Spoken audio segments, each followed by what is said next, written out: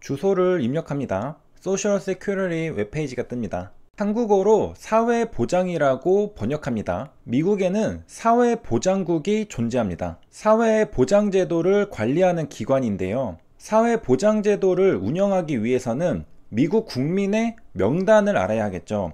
한국에는 주민등록번호가 있다면 미국에는 소셜 세큐리티 넘버가 있습니다. 줄여서 SSN이라고 합니다. 9자리 숫자로 되어 있죠.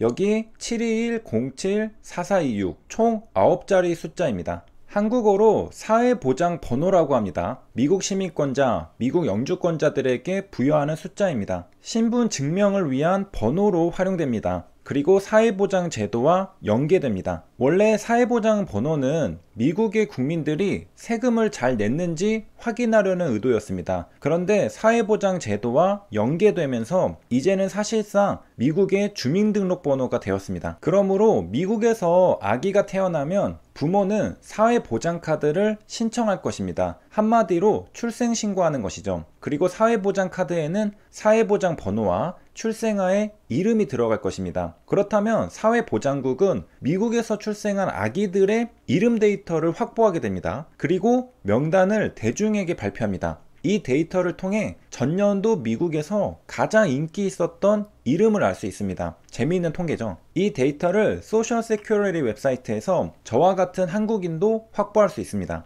내셔널 데이터를 클릭합니다. 그러면 네임스라는 G 파일이 다운로드 됩니다. 열어보면 1880년도부터 시작해서 2020년도까지의 데이터가 구분되어 들어 있습니다. 하나를 더블 클릭해서 열어보면요. 이렇게 이름, 성별 등이 쉼표로 구분되어 들어 있습니다. 압축 풀기를 하고요. 워크스페이스 폴더에 이동시켰습니다. 파이썬을 사용하여 열어보겠습니다. import pandas pd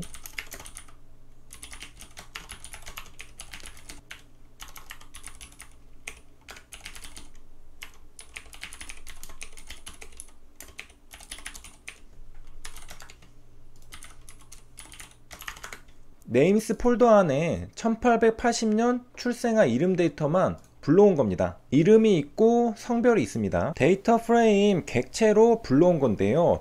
리드 CSV를 사용한 건 쉼표로 구분된 데이터였기 때문입니다. 성별을 기준으로 출생아는 몇 명일까요?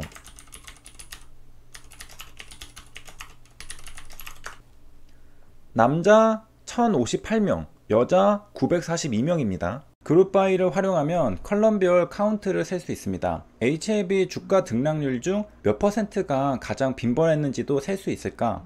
HLB 주가를 불러옵니다. 복사, 붙여넣기, 실행합니다. 체인지에 등락률이 있습니다. 100을 곱해줍니다. 소수점을 퍼센트로 바꿔주기 위함입니다.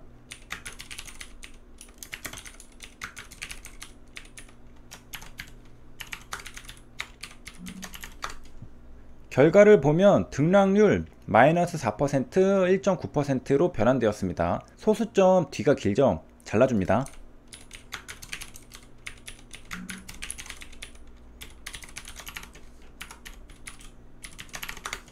소수점 뒤부터 반올림되어 예쁘게 1의 자리부터 정의되었습니다.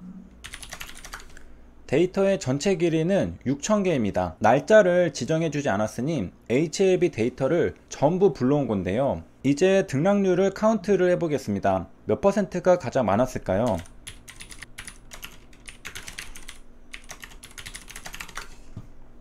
마이너스 30%부터 플러스 30%까지 등락률이 나옵니다. 특징적인 것은 마이너스 12%가 많습니다. 162번이나 됩니다. 11%는 59번, 마이너스 10%는 54번인데 마이너스 12%만 유독 많죠. 162번이나 됩니다. 3배죠.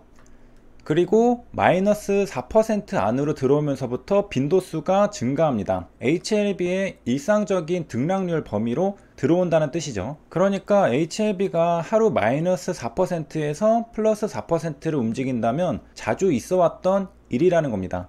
그리고 보합 0%에서 등락률 최고 빈도수를 찍습니다. 1019회입니다. 전체 6000회의 등락률 중 0%대가 1000회입니다. 그러니까 6분의 1이죠. 6번 중에 한 번은 보합에서 장 마감한다는 소리입니다. 일주일에 한 번은 보합이라는 겁니다. 좀 더 살펴보면 상승 등락률에서도 플러스 12%가 빈도수가 높습니다. 11%와 13%에 비해 유독 높은 걸 알 수 있습니다. 아마 오래전 상하한가 제한폭이 12%였던 영향인 것으로 보입니다.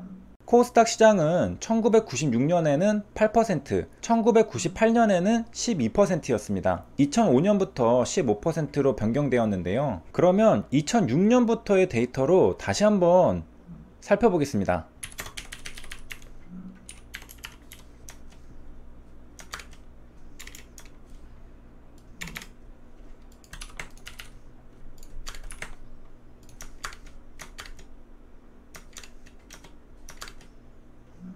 전체 데이터의 길이는 3894개입니다. 그리고 12%의 데이터가 사라지고 나니까 이제 빈도수는 확 줄고 주변 등락률과 비슷해졌습니다.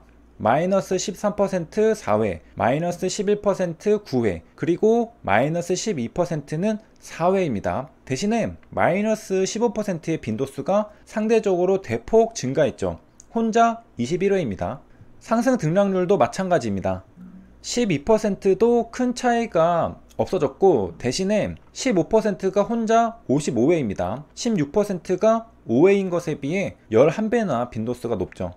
그러니까 주가는 가격 제한폭까지 치고 가는 경우가 꽤 있다는 겁니다. 플러스 15% 가격 제한폭이 없었다면 아마도 주가는 23%나 22%나 이런 데이터에 들어갔을 텐데 인위적으로 막아뒀기 때문에 윗가격까지 도달할 데이터들이 전부 15%에 할당이 된 거라 이해해 볼 수도 있습니다. 그리고 2006년부터의 데이터도 역시 0% 보합의 빈도수가 가장 높습니다. 이렇게 해서 이번 시간에는 HLB 주가 등락률을 살펴보았습니다. 보합이 가장 빈도수가 높았고 가격 제한폭의 빈도수도 상대적으로 높았습니다. 그건 아마도 더 올라가거나 더 내려가야 할 등락률이 막혀서 전부 가격 제한폭의 데이터로 입력되었기 때문입니다. 마지막으로 플랫을 그려보겠습니다.